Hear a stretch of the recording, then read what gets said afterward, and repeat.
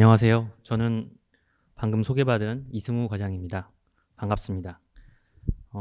날씨가 굉장히 무더운데 귀한 발걸음 해주셔서 먼저 감사드립니다. 지금 소개해 주신 대로 오늘 강의 주제는 중앙은행 통화수합의 이해입니다. 사실 통화수합은 중앙은행만 하는 것은 아니고요. 시중은행과 같은 일반 시장 참가자들도 오히려 더 많이 거래하고 있습니다. 그래서 이제 중앙은행 통화수합을 이해하기 전에 먼저 통화수합이 뭔지, 특히 시장 참가자들이 왜 통화수합을 거래하고 있는지를 한번 살펴보고, 그럼 왜 중앙은행도 통화수합을 하게 됐을까? 요거에 대해서 알아보는 것이 자연스러울 것 같습니다. 네, 그래서 오늘 강의 차례는 첫째, 통화수합이 무엇인지, 특히나 시장 참가자들이 거래하는 통화수합이 무엇인지를 먼저 알아보겠습니다. 그리고 둘째로 그러면 중앙은행들끼리 통화수합을 하는 이유, 이것이 무엇인지 살펴보겠습니다. 이와 관련돼서 그 피마 레포 퍼실리티라고 그 대출 제도가 있는데, 이 제도랑 그다음에 GFSN, 이른바 글로벌 금융 안전망이라고 하는 개념이 있는데요. 이 개념이 이제 통화수합과 밀접한 연관이 있기 때문에 간략히 같이 소개해 드리도록 하겠습니다. 그리고 셋째로 통화수합이 그동안 어떻게 발전되어 왔는지 우리 한국은행 사례도 함께 살펴보고요. 마지막으로 그런 통화수합이 우리 경제에 어떤 영향을 줬는지 효과를 말씀드리고 마무리하도록 하겠습니다. 자, 그럼 통화수합입니다. 통화수합을 먼저 살펴보겠습니다. 네, 아까 말씀드렸듯이 통화수합은 중앙은행이 아닌 일반 시장 참가자들이 훨씬 많이 거래를 하고 있습니다.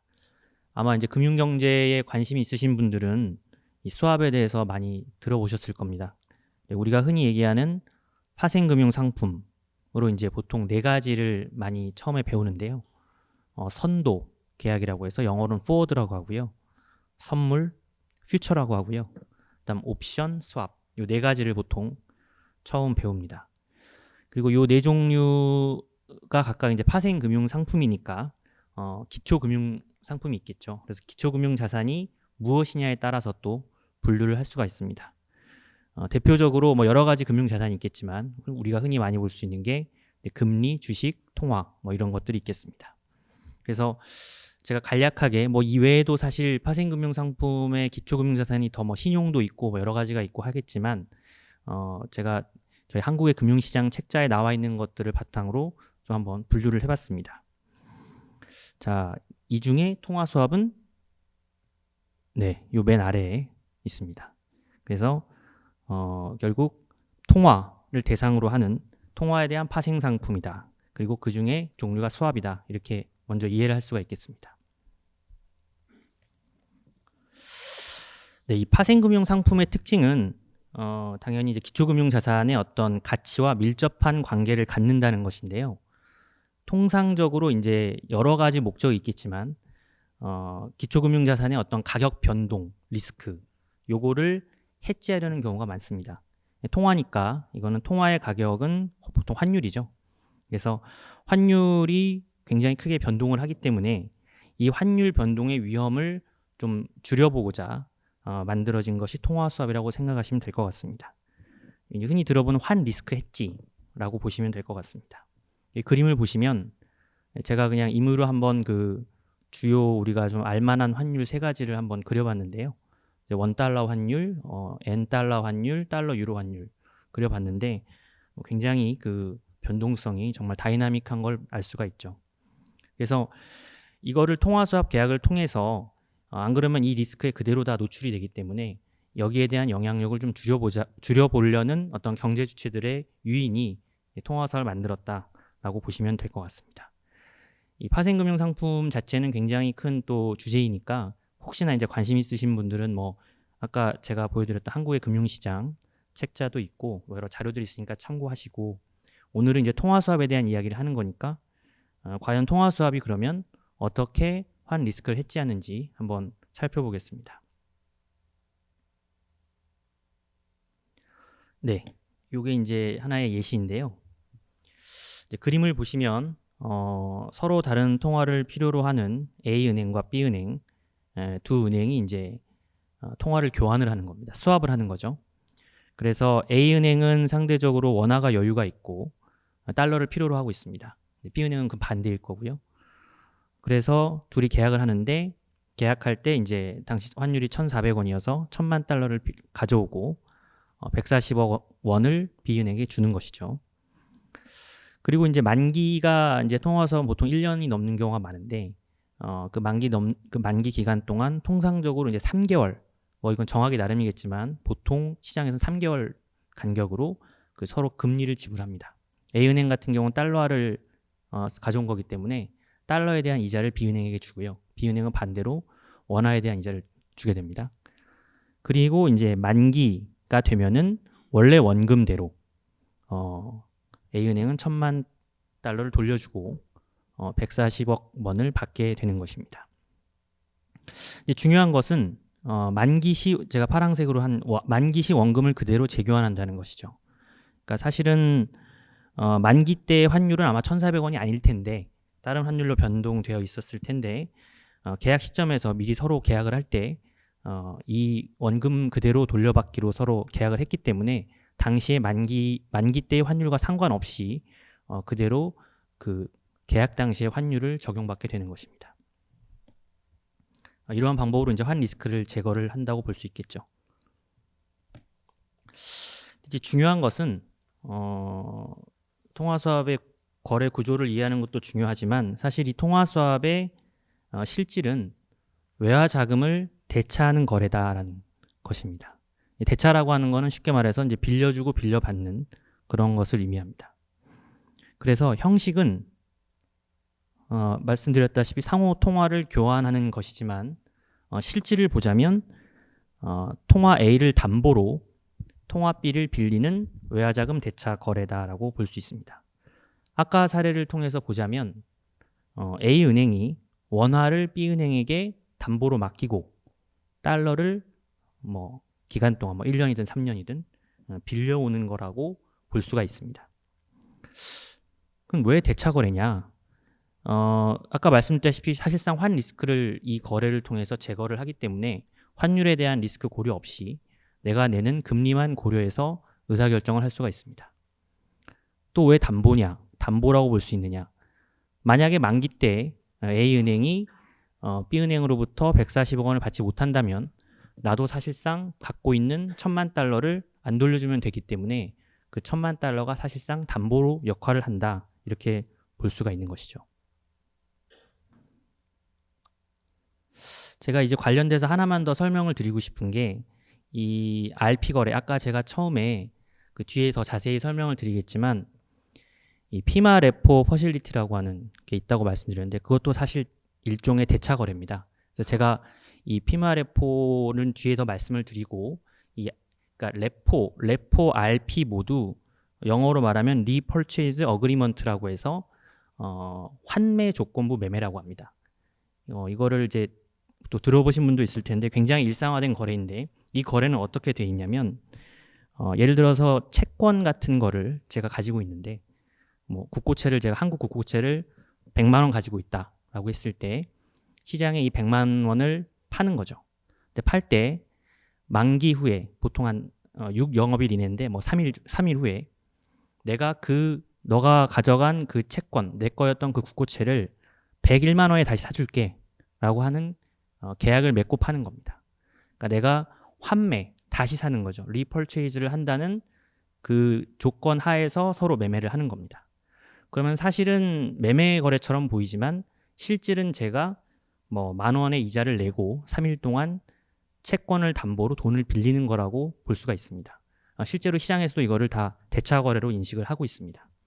그래서 이 환매 조건부 매매 거래, 제가 뒤에 좀 이따 설명드릴 피마 레포에서도 또 설명을 잠깐 드리겠지만 이것과 통화수합 모두 형식은 마치 매매 거래처럼 보이지만 실질적으로는 서로 대차 거래, 자금을 빌리는 거래다라고 이해하시면 되겠습니다.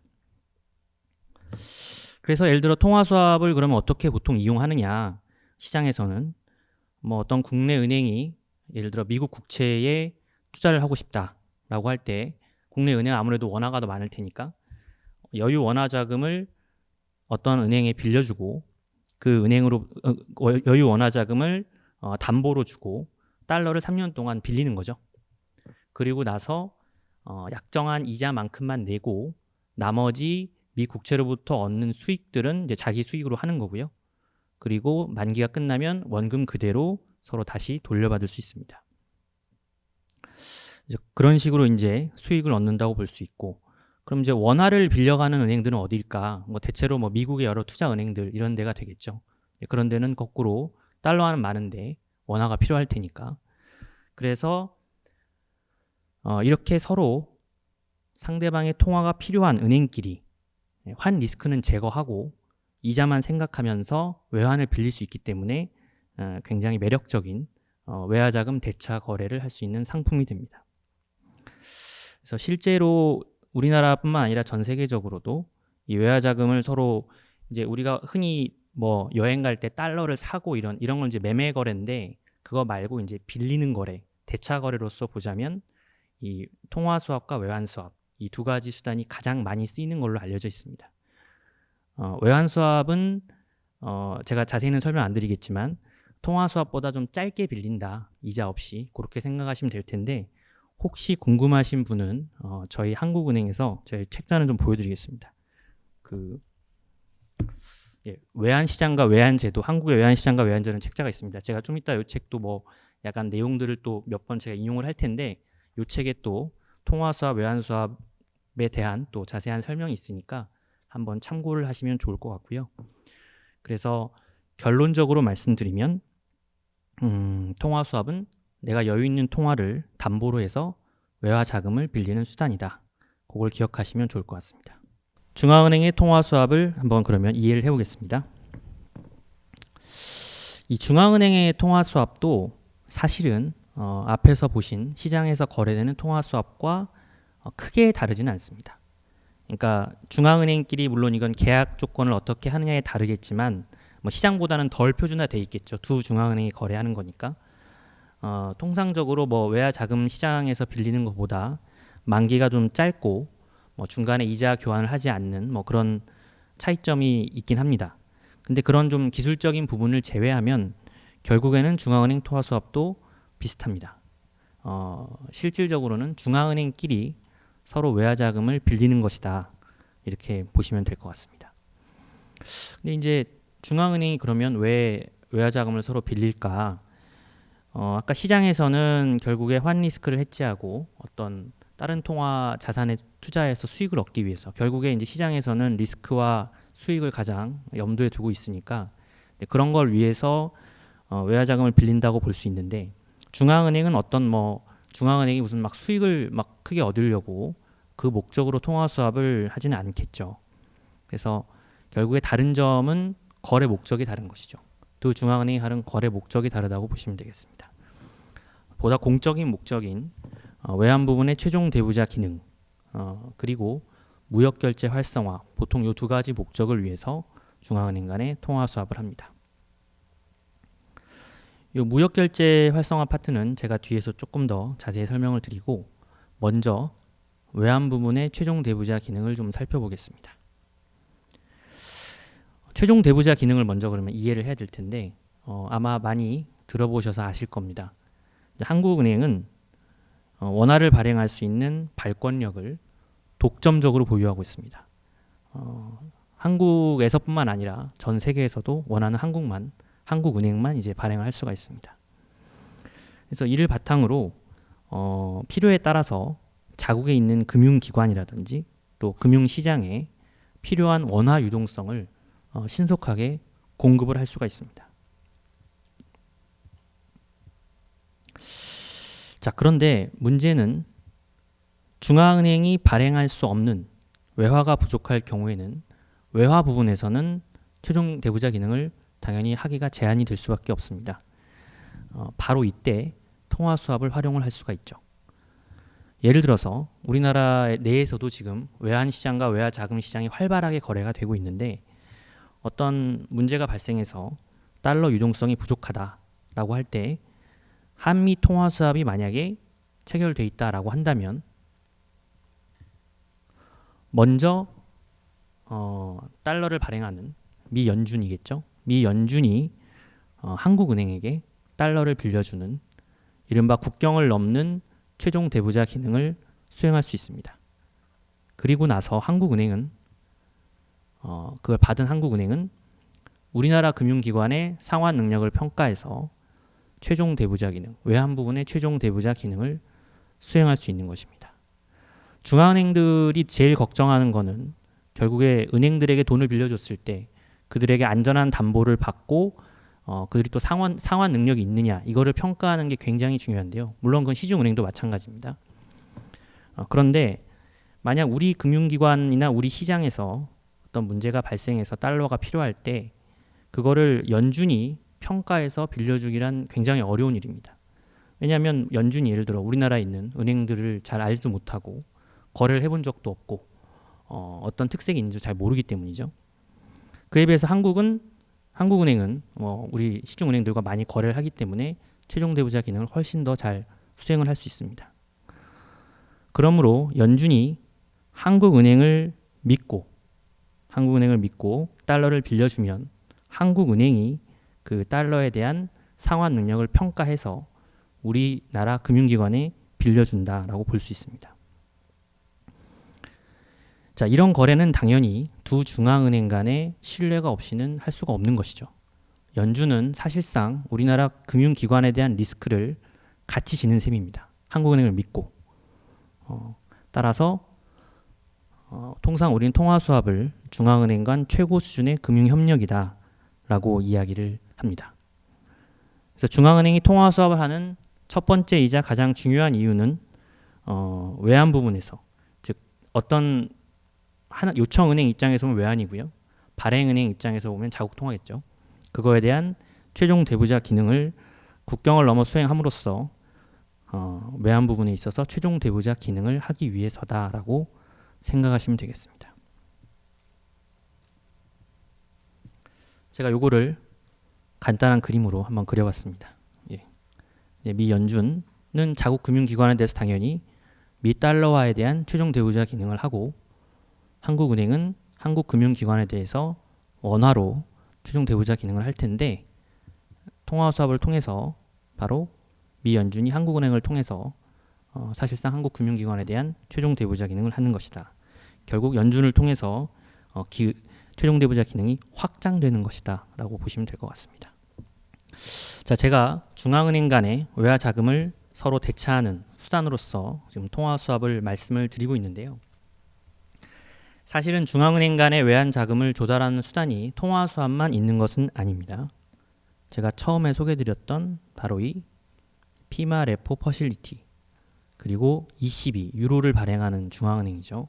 ECB가 만든 유랩이라고 하는, 뒤에 보시면 전부 레포 퍼실리티로 되어 있습니다. 앞에 설명드렸던 RP 거래인데요. 이 피마 레포는 아주 유명합니다. 들어보신 분도 있으실 것 같은데 피마 레포가 그러면 통화수합이랑 다른 점이 뭐냐? 똑같이 외화자금을 조달하는데 통화수합과 차이는 바로 담보차입니다. 그 통화수합은 아까 제가 외환을 빌려올 때 담보로 맡기는 것이 바로 국내 통화라고 말씀을 드렸는데요. 피마 레포는 아까 제가 RP 거래 설명을 드렸지만 채권을 담보로 맡기고 돈을 빌려오는 것이고요. 정확히 말씀드리면 피마 레포는 미국 국채를 연준에 맡기고 돈을 빌려오는 것입니다. 제가 예를 들어 아까 RP 거래 설명을 드렸는데 한 번만 더 예를 들어보면 어떤 중앙은행이 미 국채를 1억 달러를 가지고 있는데 내가 1억 달러를 가지고 뭔가 자금을 미 달러화 자금을 빌려오고 싶다라고 하면은 미 연준에 가서 달러 그 국채를 맡기고 달러를 가져온 다음에 며칠 후에 좀 더 비싼 가격이겠죠. 비싼 가격으로 다시 그 국채를 사오는 겁니다. 그래서 그 기간 동안 사실상 연준으로부터 달러화를 빌리는 거니까 이건 역시 이제 외화 자금을 조달하는 수단이 되는 거죠. 요 뒤에 제가 이 자국 국채 시장의 안정 목적이라고 쓴 것은 이제 피마 레포가 도입된 이유인데요. 요건 바로 뒤에 나오니까 한번 다시 설명을 드리겠습니다. 어쨌든 통화수합과 피마 레포는 담보의 차이다. 그러면 이것 중에 어떤 게 더 어려울까요? 연준 입장에서는 뭐를 더 하기 좀 곤란해할까? 돈을 빌려줄 때 담보 차이라고 했으니까 결국에 담보의 위험성 차이라고 볼 수 있죠. 담보가 위험하다면 담보가 위험한데도 돈을 빌려준 거면 더 믿는다는 뜻이겠죠. 사실은 피마 레포 같은 경우는 연준이 자기 나라가 발행하는 그 미국 국채를 담보로 해서 돈을 빌려주는 겁니다. 사실 어느 나라 중앙은행이든 우리 한국은행도 마찬가지고요. 그 나라 통화로 발행한 채권 자산 중에 가장 신용도가 높은 것은 그 나라 정부가 발행한 국채로 보고 있습니다. 그러니까 미국 입장에서도 사실 미국 국채는 자국 금융기관들과 늘 거래하는 바로 그 담보입니다. 가장 신용도가 높은 담보고요. 더군다나 미국 국채죠. 글로벌리에서도 가장 안정적으로 평가받는 국채입니다.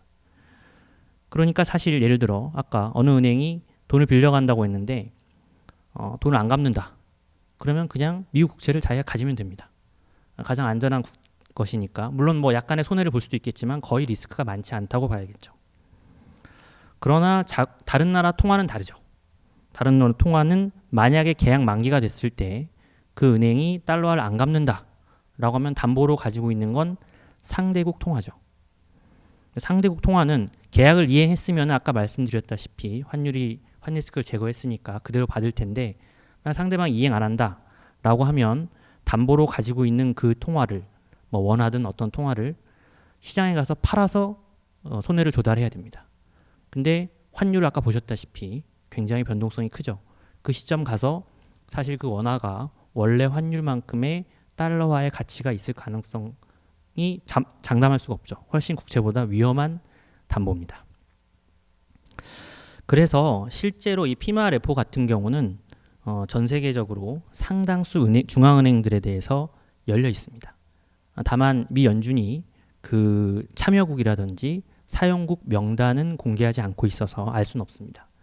다만 피마 레포가 만들어졌을 당시에 그때 자료를 보면 이걸 할 수 있으려면 이제 뉴욕 연준에 계좌를 열어야 되는데 뉴욕 연준에 당시 계좌를 열고 있던 중앙은행이 약 170개 정도이고 그 170개 중앙은행이 일정 정도의 절차만 거치면 뭐 크게 어려움 없이 사용할 수 있다라고 보고 있습니다. 그에 비해서 통화 수합은 매우 제한적인 국가랑만 하고 있습니다.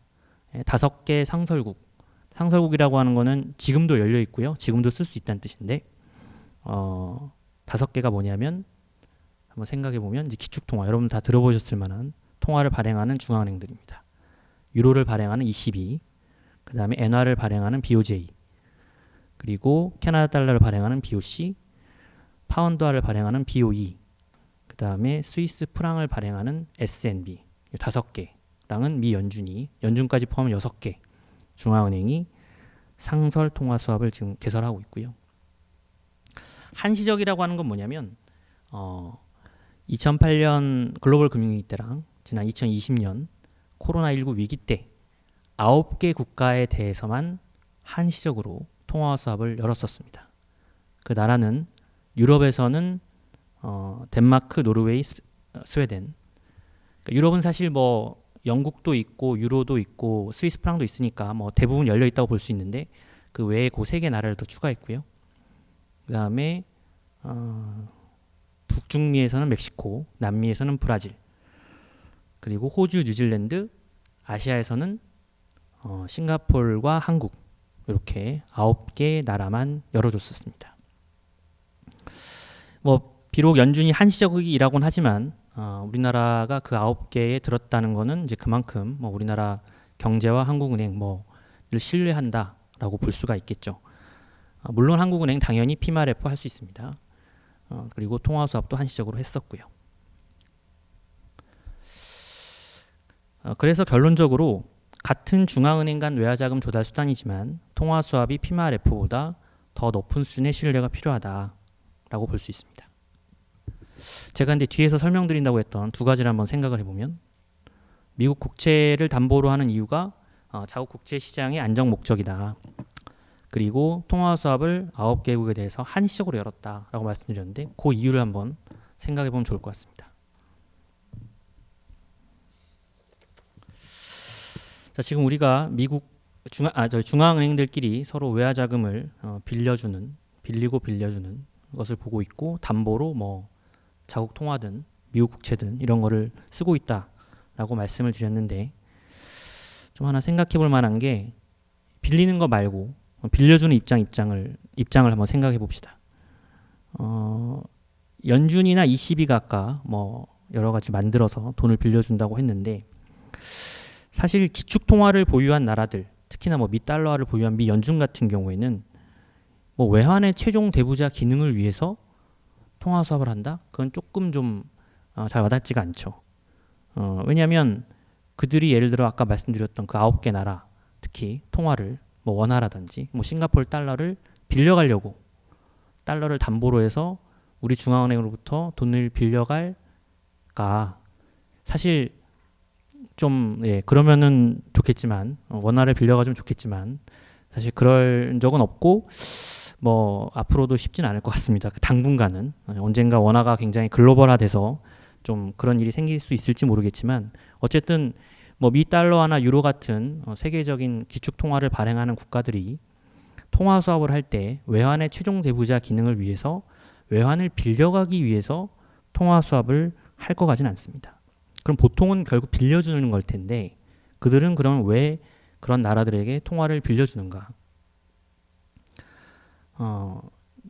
결국에 이것도 그 자국 금융시장 안정을 위해서 하는 것이라고 볼 수 있습니다.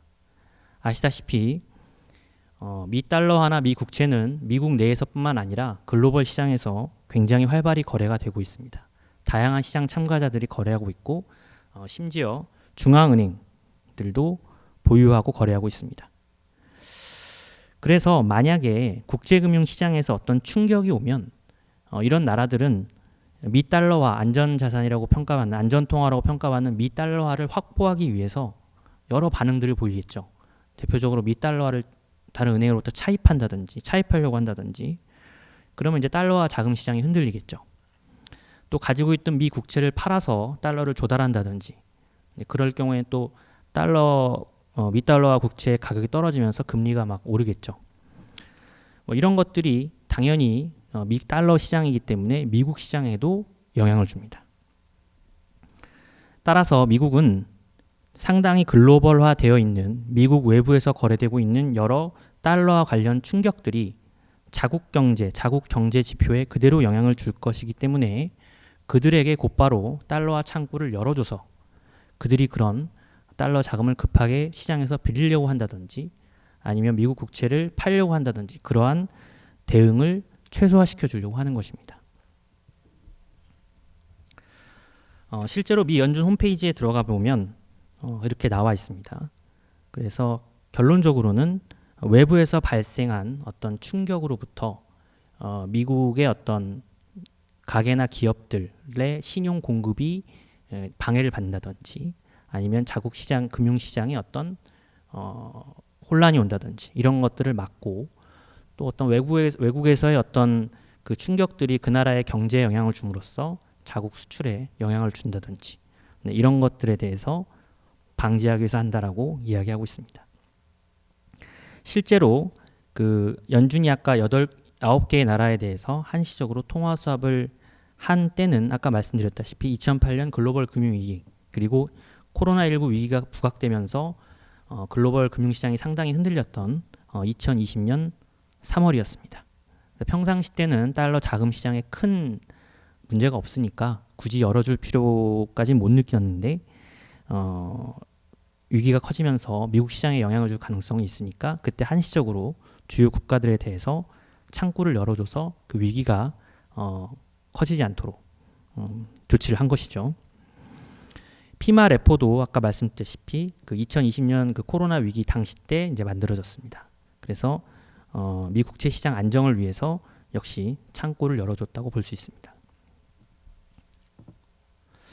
그래서 제가 아까 통화 수합을 하는 것 중에 바로 중앙은행 간 최고의 협력이고 상대국에 대한 신뢰가 바탕이 돼야 한다고 말씀드렸지만, 특히 미 연준 입장에서 보면 이것뿐만 아니라 실제로 이제 글로벌리 무역과 특히 달러 자산에 대해서 상당한 경제 규모를 가지고 있고, 뭔가 글로벌 시장 충격이 발생해서 자국 시장까지 영향을 줄 수 있는 일종의 이런 요건들이 다 같이 고려해서 한 것이라고 볼 수가 있습니다. 우리나라가 포함된 것도 물론 한국은행과 한국경제에 대한 신뢰도 있지만 당시 시장 충격이 생겼을 때 우리나라가 그만큼 달러 시장에서 중요한 손이기 때문에 그런 조치를 한 거라고 볼 수가 있겠습니다. 예, 제가 또 하나 처음에 소개시켜드리고 싶었던 것이 바로 GFSN이라는 것입니다. 지금 저희가 지금 외환 부문의 최종 대부자 기능을 수행하기 위해서 중앙은행들끼리 서로 자금을 조달한다라고 말씀을 드렸는데, 이 GFSN은 사실은 조달할 수 있는 루트가 중앙은행 말고 다른 데도 있습니다. 그래서 그 4가지, 중앙은행을 포함한 4가지 루트를 정리를 한 겁니다. 예, 쉽게 말씀드리면 외환 부문 최종 대부자 기능을 수행하기 위해서 어디로부터 외화 자금을 조달하는가, 요거를 4가지로 나눈 것입니다. 통화 수합이 중요했던 것도 요것 중에 하나로서 이제 중요성이 부각된 것인데요. 첫 번째는 외환 보유이겠죠. 스스로 조달한 겁니다. 예, 여러분들이 외환 부문에서 가장 항상 처음에 가장 중요하다고 생각되고 뉴스가 되고 이런 거 당연히 외환 보유액입니다. 그래서 자체적인 보험이기도 하고 어떻게 보면 최전선 방어선이라고 할 수 있는 외환 보유액. 두 번째는 지금까지 말씀드린 양국 간의 통화 수합. 피마레포 같은 경우도 사실은 조달이 상대국 중앙은행이라는 점에서 여기에 해당된다고 볼 수가 있습니다. 그리고 세 번째는 지역금융협정입니다. RFA, Regional Financing Arrangement입니다. 제가 예로 CMIM과 ESM을 썼는데 혹시 CMIM을 들어보셨는지 모르겠습니다. CMIM은 치앙마이 이니셔티브 다자화라고 해서 이제 우리나라가 속한 지역금융협정입니다. 요거는 이제 아세안 플러스 3라고 해서 아세안은 이제 동남아에 있는 주요 10개국을 얘기하고요. 플러스 3는 이제 한국, 중국, 일본 요 3나라를 얘기합니다. 요 아세안 플러스 3 13개 국가끼리 서로 필요할 때 외화 자금을 빌려주기로 약속한 것입니다. 요거는 제가 뒤에 한국의 통화 수합 사례를 설명할 때 조금 더 자세히 설명을 드리겠습니다. ESM이라고 해서 요거는 이제 글로벌 금융이 끝나고 나서 2011년, 12년에 유럽 지역의 재정 위기가 굉장히 크게 부각된 적이 있었습니다.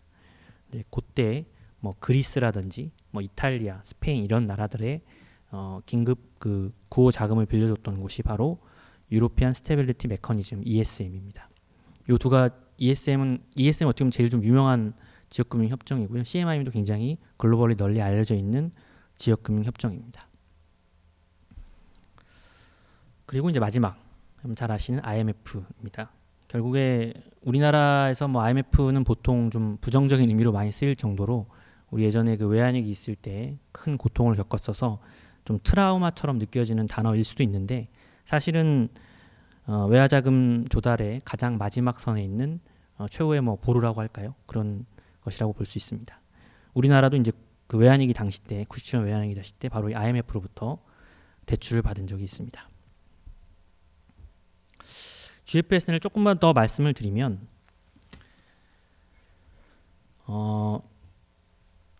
GFSN 논의가 이제 본격화된 것이 이제 글로벌 금융위기가 있던 2008년인데요. 이 전 세계 외환 시장 금융 시장들이 서로 거미줄처럼 얽히고 연계성이 커지면서 여러 수준의 또 여러 규모의 충격들이 수시로 발생하고 그것들이 각국에 영향을 주기 시작했습니다. 그 전부터 그래 왔지만, 그래서 이제 국제적으로 이런 안전망들이 좀 잘 설계되고 좀 보안적으로 잘 작동해야 되는 필요성을 느끼게 된 것입니다. 역사적으로 보면 대부분의 나라에서 이 외화자금 조달 수단으로서 가장 안전하다고 생각하고 가장 중요하다고 생각하는 건 당연히 여러분도 생각하시다시피 외환보유액입니다. 그래서 개별 국가들은 이 외환보유액에 크게 의존을 해오는 행태를 보여왔습니다. 근데 우리나라도 이제 97년 IMF 위기 겪었던 것처럼 신흥국들이 위기를 겪고 나서 이 외환보유액을 축적을 해야겠다. 나중에 또 어떤 그런 고통스러운 경험을 하지 않기 위해서는 충분히 안전망을 쌓아야겠다고 해서 외환보유액 축적에 상당히 의존을 해왔습니다. 근데 외환보유액을 쌓으려면 그 나라가 돈을 벌어야 되니까 그걸 경상수지 흑자를 기록을 해야 되고, 그러기 위해서 사실 많은 나라들이 이른바 고환율 정책, 환율을 높이해서 경상수지를 개선하려고 하는 그런 정책들을 많이 펴왔습니다. 사실 지금도 발표를 하고 있는데 미국의 재무부에서 매 반년마다 환율 보고서라는 것을 발표하고 있습니다. 여러분도 인터넷 쳐보시면 금방 나올 텐데, 이 환율 보고서가 나온 것도 미국의 주요 무역 대상국들을 대상으로 이들이 경상수지 흑자, 미국 입장에서는 경상수지 적자겠죠. 이거를 만들기 위해서 자꾸 인위적으로 환율을 높이는 그런 정책을 하는 거 아니냐라고 하는 거를 미국 스스로 점검해서 일종의 다른 나라 입장에서는 약간 경고 같은 거죠. 그래서 그런 보고서를 만들어서 한 것도 이제 사실 이런 이유였습니다. 그렇게 해서 이제 경상수지 흑자를 해서 번 돈을 가지고 안전자산, 언제나 빨리 현금화할 수 있는 미국 국채를 비롯한 선진국 국채들을 막 사들인 겁니다. 그렇게 외환보유액을 쌓아온 거죠. 근데 문제는 이런 외환보유액이 상당한 액수를 축적했음에도 불구하고 신흥국들에게는 이 안전망으로서 역할이 충분하지 않을 때도 있었고요. 사실은 적절하지 않을 때도 있었습니다. 외환보유액으로 대응하기 애매한 경우에도 결국 가진 건 외환보유액만 믿어야 되는 뭔가 그런 상황들이 생긴 거죠. 그리고 아까 말씀드렸다시피 선진국 국채들을 막 사들이고 그러다 보니까 위기 시에 선진국도 그 충격을 받습니다. 그래서 아까 통화수합이나 피마 레포를 만든 것도 바로 자국 경제가 그런 충격으로부터 좀 안 받기 위해서다라고 말씀을 드렸는데, 이런 상황이 된 거죠. 그래서 이제 글로벌 경제 모두 관점에서 봤을 때 모두에게 사실 좀 비효율적이고 불행한 균형점, 이걸 향해 가는 것이 이제 글로벌 불균형이라고 해서 그 글로벌 금융위기 당시 때 굉장히 많이 나왔던 단어입니다. 그래서 이제 신흥국들은 물론 선진국들까지도 힘들어진 상황이 되다 보니까 이제 해결책을 모색을 한 거죠. 그래서 금융위기 이후에 여러 국제적으로 아까 그 네 가지 GFSN 개념을 강조하면서 다양한 특성의 위기에 잘 대응하기 위해서는 여러 금융 안전망을 잘 만들고 서로 잘 보완적으로 효과적으로 대응하자라고 하는 것이 이때 부각이 된 것입니다. 오늘은 이제 통화수합을 주로 말씀드리다 보니까 GFSN에 대해서 이 정도 소개드리고 나머지 어떤 세 가지 외환보유액이라든지 지역금융협정, 이건 아까 제가 보여드렸던 한국의 외환시장 외환제도 책자에 나와 있으니까 한번 참고하시면 좋을 것 같고요. 마지막으로 이 논의의 마지막에 말씀드릴 거는 저희 한국은행이 이 네 가지 루트, 즉 외환보훈의 최종 대부자로서 외환보유액을 보유하고 관리하고 또 해외 중앙은행들과 통화수합, 또 RFA 이런 협정들을 계속 모색해 가고, 마지막으로 IMF와 같은 주요 국제금융기구들과 협력관계에 힘쓰면서 이 모든 단계에 있어서 열심히 노력하고 있다, 이런 말씀을 좀 드리겠습니다. 요게 이제 GFSN의 발전 현황을 좀 그래프로 그려놓은 건데요. 이게 IMF에서 이제 2020년까지를 대상으로 해서 GFSN 규모를 책정한 건데, 실선이 이제 외환보유액입니다. 외환보유액이 이제 95년 이후에 계속해서 다들 많이 쌓아오는 것을 볼 수 있고, 나머지 세 개는 상대적으로 좀 부진하다가 이제 글로벌 금융위기 그때부터 이제 좀 급속히 또 외환보유액을 따라가서 늘어나고 있는데, 사실 규모를 보면은 물론 비교는 되지 않습니다. 외환보유액은 지금 축이 아예 다른데요. 우축인데 전체 금액이 이제 14.3조 달러, 나머지는 한 4.2조 달러 정도 되죠. 이 정도 차지하고 있습니다. 이게 좀 옛날 데이터여서, 근데 IMF에서 아마 각국별로 혹은 각 기관별로 조사를 했기 때문에 꽤나 정확한 데이터일 텐데, 좀 옛날 데이터여서 제가 이 최근 자료를 살펴보니까 23년 말 외환보유액은 조금 더 늘었고요. 나머지 세 개, 저기는 이제 사실 저기도 어느 정도 신빙성이 가는 데지만 IMF만큼 정확하지 않을 수 있는데 어쨌든 조금 이제 줄어든 모습을 볼 수 있습니다.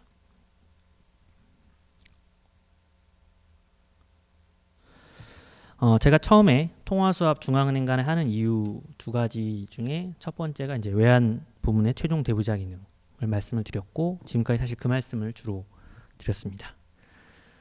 워낙 중요한 기능이고 하기 때문에 좀 설명을 많이 드렸고요. 관련 개념도 많아서. 근데 이제 그 외에도 이제 무역 결제, 교역 촉진 이런 거를 하기 위해서 통화 수합을 하기도 합니다. 사실 이제 한미 통화 수합이 막 뜨면서 뭐 통화 수합하면 거의 뭐 대명사처럼 미국과의 통화 수합이 다들 생각을 많이 하시는데, 사실은 이 통화 수합이 한미 통화 수합 뜨기 전에는 많은 분들은 요걸로 더 많이 생각을 하셨을 겁니다. 그러니까 이제 왜 달러화로 다 결제하냐? 뭐 예를 들어 일본이랑 결제할 때 엔화랑 원화로 하면 되지, 뭐 통화 수합해가지고. 그러면은 서로 괜히 달러 거칠 필요 없으니까 달러 의존도도 줄이고 뭔가 달러를 거치는 그런 번거로움도 없고, 그런 생각으로 하는 바로 이제 교육 촉진 기능인데, 요거는 저희 그 좀 이따 뒤에 한국의 통화 수합의 효과, 한국에서 지금 운영하고 있는 관련 제도가 있어서 요때 한번 설명을 드리고, 마지막 요거에 드리고 싶은 말씀은, 그러나 교육 촉진이라고 해서 최종 대부자 기능과 근본적으로 다른 것은 아니고요. 그것도 똑같이 상대국 중앙은행으로부터 외화 자금을 조달해서 쓰는 것은 같다라고, 그거는 한번 말씀을 드리겠습니다.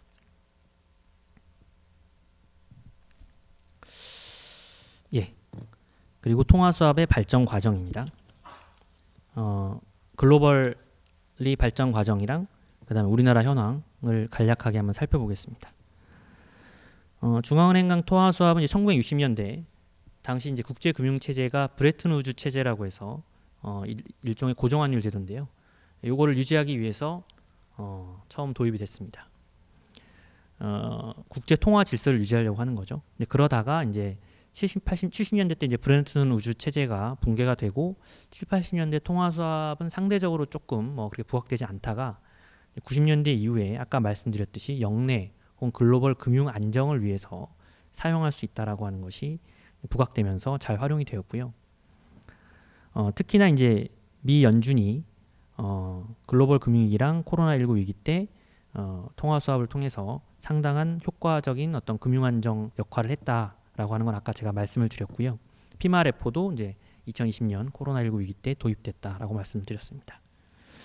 그래서 이게 당시만 해도 굉장히 그 연준과의 통화 수합이 큰 이슈가 됐었고, 뭐 당시에는 어떤 일각에서는 사실상 IMF 역할을 한 것 아니냐라는 말이 나올 정도로 큰 역할을 해서 좀 유명해졌죠.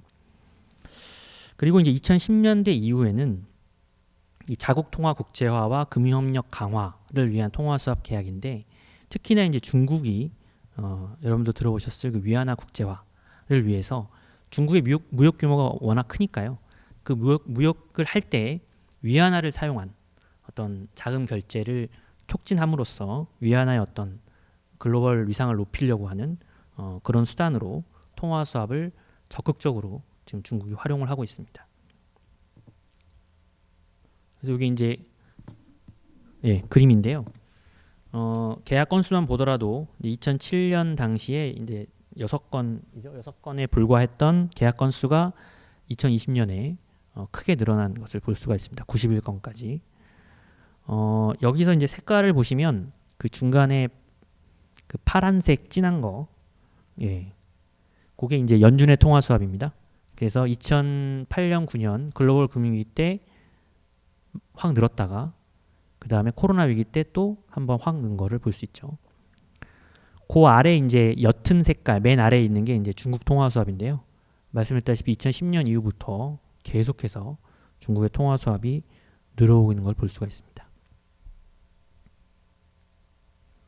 네, 요거는 이제 건수랑 국가별로 어떻게 그 건수들이 연결되어 있는지를 이제 보여주는 건데, 2009년 말에는 이제 미국과 유로 지역 중심으로 일본도 좀 연결되어 있는데 연결되어 있는 형태였다가 2020년 말은 훨씬 더 복잡해졌고 중국이 굉장히 늘어났고, 사실 이 복잡해진 굉장히 큰 어떤 기여하는 곳이 중국이죠. 중국의 어떤 통화사업 역할이 엄청 커졌다, 이렇게 보실 수 있습니다. 아까 그게 이제 또 2020년 데이터라서 작년 말 기준으로 자료를 제공하는 곳이 있어서 한번 더 보여드렸습니다. 그래서 이제 통화 수합도 보면 결국 글로벌리 보면은 G2, 즉 미국과 중국이죠. 이 결국에 통화 수업도 국가 간 경제 네트워크다 보니까 실제로 글로벌리 가장 큰 경제의 역할을 하고 있는 이 두 나라가 통화 수업에서도 상당히 중요한 역할을 하고 있다는 것을 알 수가 있습니다. 뭐 다소 좀 그 이분법적으로 보는 걸 수도 있겠지만 미연준 통화 수업은 아까 말씀드렸다시피 중앙은행의 어떤 최종 외환 부분 최종 대부자 기능에 더 부합하는 좀 통화 수업이라고 볼 수 있고 중국 인민은행 이제 PBOC죠, PBC라고도 하고 요것이 이제 두 번째 통화 수업 목적인 교역 활성화 요쪽에 조금 더 가까운 방향으로 확대하고 있다라고 보시면 될 것 같습니다. G2가 글로벌 통화 수업 네트워크에서 통화 수업의 주요 목적 각각 한 축을 차지해서 좀 중심적인 역할을 한다는 것은 좀 약간 흥미로운 포인트가 아닌가 생각합니다. 자, 우리나라 통화 수업 발전 과정인데요.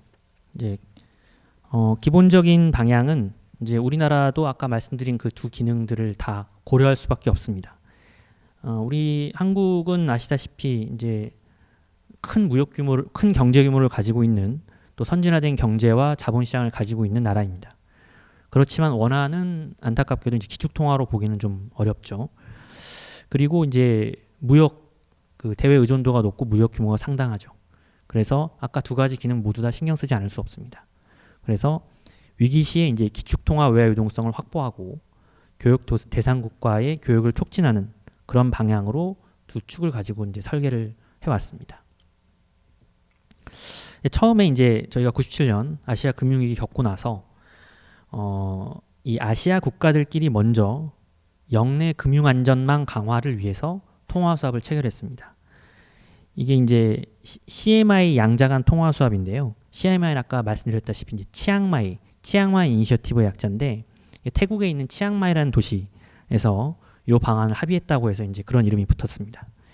그래서 이때 이제 아까 말씀드렸다시피 아세안 플러스 3가 이제 아세안에 있는 10개 국가랑 한중일인데 한중일끼리도 통화 수합을 맺고 또 한중일 각국이 아세안과도 통화 수합을 맺고 아세안끼리는 이미 통화 수합이 사실 있었습니다. 그래서 그런 식으로 이제 통화 수합을 넓혀가는 그런 것인데 재밌는 거는 맨 뒤에 보시다시피 이제 미달러화 계약입니다.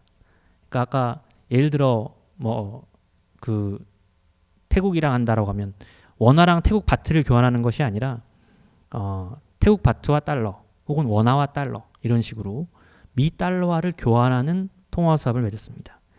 이렇게 된 이유가 아시아 그 금융위기 때 이제 처음에 태국부터 약간 좀 문제가 발생하면서 이것이 막 전역 아시아로 퍼져나가고 우리나라까지도 퍼져오는 거를 목격을 한 거죠.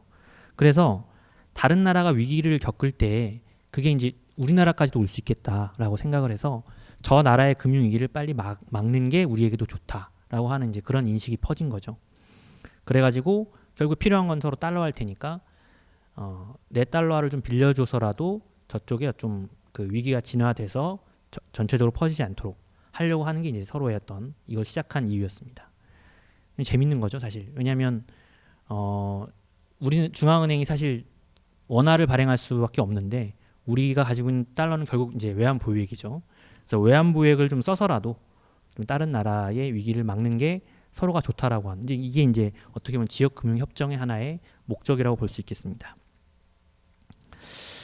자, 그렇게 해서 이제 일본, 중국 뭐 이런 그리고 아세안 국가들이랑 미달러화 계약을 처음 시작한 것이 이제 통화 수합의 시작이었고요. 그리고 이제 2008년 금융위기 직후에 아까 말씀드린 미국과 통화 수합을 했고요. 요 일본이랑 중국이랑 한 거는 그 바로 윗줄에 있는 그 미달러화 계약이 아닙니다. CMI 그 미달러화 계약이 아니고 로컬 통화로 엔화 위안화랑 한 겁니다. 그래서 요 통화 수합을 또 별도로 체결했습니다. 그래서 요 수합들이 실제로 금융위기를 극복하는데 굉장한 도움을 줬다고 평가받고 있습니다. 그리고 이제 이 아까 말씀드린 CMI 요 통화 수합을 다자간 체제로 전환했습니다. M이 이제 멀티레이터럴리제이션이라고 다자화라는 뜻입니다.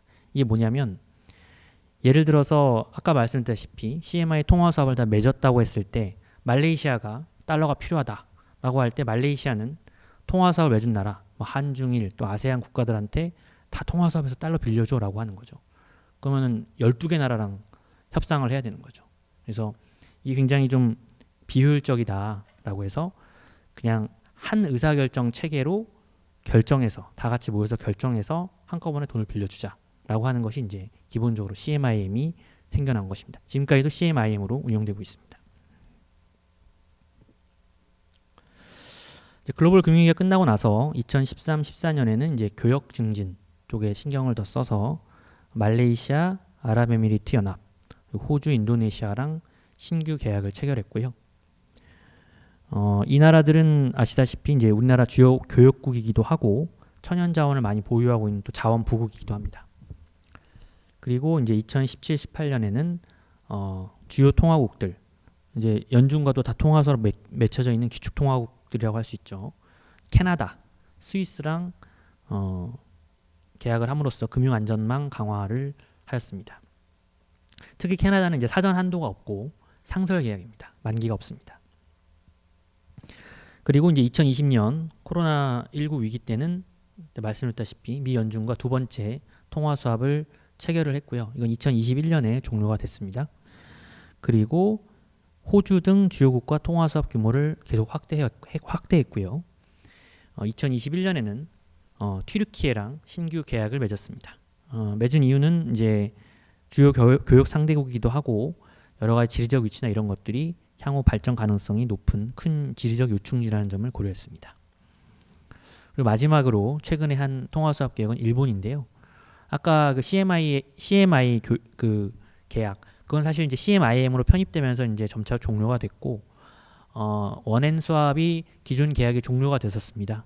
이제 다시 그런데 체결을 했는데 또 다른 미달러화 수합으로 저희가 계약을 체결했습니다. 네, 이게 이제 지금까지 우리나라 통화 수합 현황을 요약한 표입니다. 그동안 정말 숨가쁘게 노력한 결과 한국은행은 이제 9개 국가랑 1,098억 달러 플러스 알파, 플러스 알파는 캐나다는 한도가 없으니까요. 고규모의 양자 통화 수합 네트워크를 체결했고요. 아까 말씀드린 CMIM 다자간 통화 수합 요거까지 포함하면 1,482억 달러 플러스 알파 규모의 네트워크를 만들어 왔습니다. 구축한 상태입니다. 예, 마지막으로 통화 수합의 효과입니다. 사실은 아까까지 말씀드린 이 통화 수합의 목적들과 다 연계가 되어 있어서 금방 이해하실 수 있을 것 같습니다.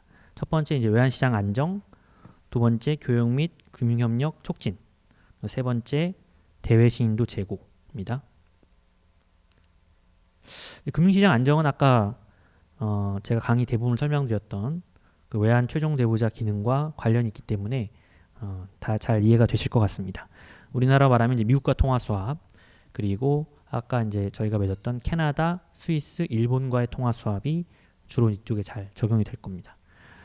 그래서 저희가 GFSN을 통해서 그 외환 부분 최종 대보자 기능을 할 때 네 가지 루트가 있다고 말씀을 드렸는데 모두 다 물론 외환시장을 안정화해 줄 수 있습니다. 그러나 물론 가장 빠른 건 외환 보유겠지만 또 우리 걸 써야 되니까 그걸 제외한 나머지 중에서 보자면 이 RFA나 IMF에 비해서 양국이 하는 거라서 상당히 좀 의사결정 과정이 신속합니다. 결국에 시장을 안정화시키려면 실제로 그 돈이 투입되는 것도 중요하지만 곧 투입될 거야 라고 하는 시장에 기대를 주는, 이걸 이제 우리가 흔히 어나운스먼트 이펙트, 공시효과라고 말하는데요. 이것이 다른 두 개에 비해서 빠릅니다. 이제 그 점이 다른 거에 비해서 좀 더 좋은 외환시장 안정책이다라고 볼 수 있습니다. 실제로 여기 그래프를 보시면 첫 번째 두 개가 이제 한미통화 2008년 수합 체결 보도 이후인데요. 원달러 환율이 이제 그 당시 때 발표한 날 177원이 하락했습니다. 2008년에 14.1% 절상됐습니다. 하루 만에. 그리고 오른쪽에 이제 CDS 프리미엄이라고 일종의 이제 국가 부도 위험을 나타내는 지표인데 요것도 그쯤에서 굉장히 크게 하락하는 걸 볼 수가 있습니다. 그리고 이제 코로나19 위기 당시에도 그 수합이 발표된 이후에 환율이 39.2원 3.1% 절상됐고요. CDS 프리미엄도 보시면 다소간 등락은 있지만 원래 추세대로 상당히 안정되어 가는 모습을 볼 수가 있습니다. 그리고 이 통화 수합은 발표만 된 것이 아니라 실제로 나중에 다 대출이 됩니다. 그래서 한국은행을 통해서 수합 자금이 2008년에는 163.5억 달러, 2020년에는 198.7억 달러가 우리 시중은행에 실제로 대출이 돼서 시장 안정에 큰 기여를 했습니다.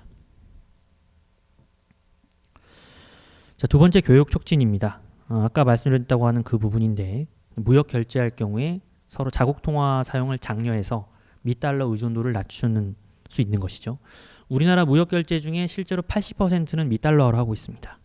근데 만약에 이제 이거를 원화와 상대국 통화 사용을 장려하면은 미달러 의존도도 낮출 수 있고, 그래서 달러 환율 변동에 대해서 좀 독립적으로 무역을 할 수가 있고, 또 달러를 한번 거치는 거래 비용도 줄일 수가 있겠죠. 중장기적으로 보면 결국에 미달러와 의존도에서 발생하는 여러 비용들도 줄일 수 있을 것입니다. 궁극적으로는 양국 교역에 긍정적인 효과를 기대할 수 있는데요. 이제 아까 중국이 주로 이런 방향으로 많이 한다고 했는데 우리나라도 중국과 통화수합 자금을 이용한 무역결제 지원 제도를 운영하고 있습니다. 자, 여기 보시면 그 이제 각국이 이제 중국인민은행 같은 경우는 우리 한국은행에 원화로 된 계좌를 받아서 이제 대출을 받습니다. 그리고 나서 만약에 예를 들어 한국 수입 업체가 이제 한국은행, 중국인민은행에 이제 위안화 계좌를 갖고 있는데요. 한국 수입 업체가 수입을 하면은 이걸 결제하기 위해서 한국 수입 업체가 상업은행에 위안화 대출을 받는데, 요거를 이제 수합이 없으면 여기서 끝날 텐데 이걸 이제 한국은행에 얘기를 해주면 저희 쪽에서 저희 쪽에 있는 계좌를 통해서 한국은행 계좌를 통해서 중국 내 대리결제은행을 통해서 이제 위안화를 지급하는 방식으로 운영을 하고 있습니다. 실제로 이런 노력들에 힘입어서 그 한중 무역에서는 원화와 위안화 사용이 점점점 커지는 걸 볼 수가 있습니다. 2009년에 1.2%고 2010년에 1.3%인데요. 뭐 사실 다 이제 그 제도가 2012년에 시작됐기 때문에 그 전 데이터긴 한데 그 정도 1.2, 1.3 정도 수준이었다가 작년 기준으로는 13.4%까지 증가했습니다. 마지막으로 이제 대외 신인도 제고입니다. 아까 말씀드린 통화 수합은 결국에 금융 안전망을 확장하는 것이기 때문에 그 자체로 이제 대외 신인도를 제고할 수 있고요. 그뿐만 아니라 상대국이, 특히 선진국이 통화 수합을 한다는 것은 그만큼 우리나라를 안전하고 믿을 수 있는 경제금융 안정성 측면에서의 좋은 파트너로 인정하는 것이라고 할 수 있겠습니다. 그런 나라들이 원화를 담보받고도 우리 통화 빌려줄 수 있어 라고 인정하는 것이죠. 과거에 IMF에서 자금 지원을 받으면 그 낙인 효과라고 해서 저 나라 뭐 문제 있는 거 아니야 라고 하는 그런 좀 부정적인 효과가 있었는데, 요건 오히려 긍정적인 효과가 있는 것이죠. 실제로 이제 2011년 11월에 피치사에서 신용등급 평가를 할 때 중국, 일본과의 통화 수합이 확대된 것을 하나의 근거로 들기도 했습니다. 그래서 수합 라인을 통해서 IMF 대출과 같이 엄격한 조건 없이도 신속하게 외화 유동성을 공급하고 외화 자금을 조달할 수 있기 때문에 그 나라에 대한 신인도를 계산할 수 있다는 것입니다. 예, 그러면 오늘 강의를 간단하게 요약하고 마무리하겠습니다.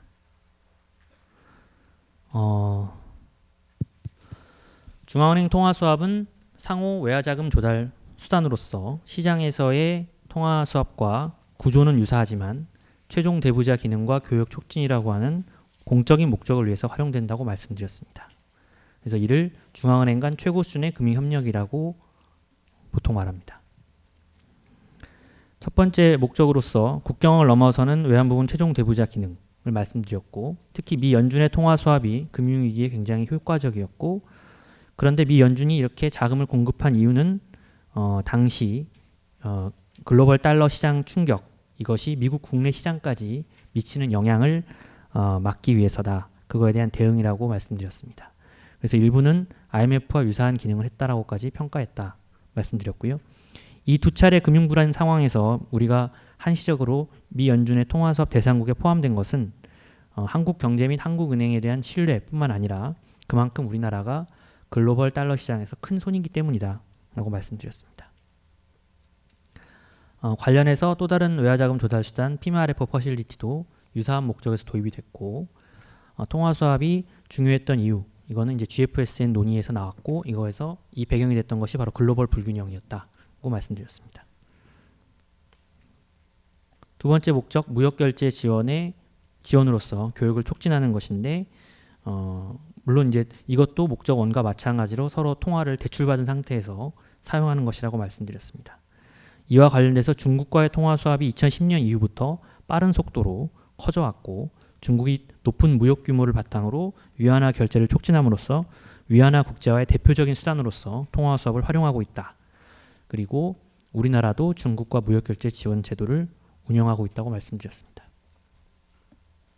마지막으로 우리나라 통화 수합, 선진국가 외화 유동성 및 자원 부국 교육국가의 교육 촉진을 위해서 사용하고 있고, 실제로 우리나라 외환시장 안정, 교육 촉진, 대외 신인도 제고에 큰 효과가 있었다는 것도 말씀드렸습니다.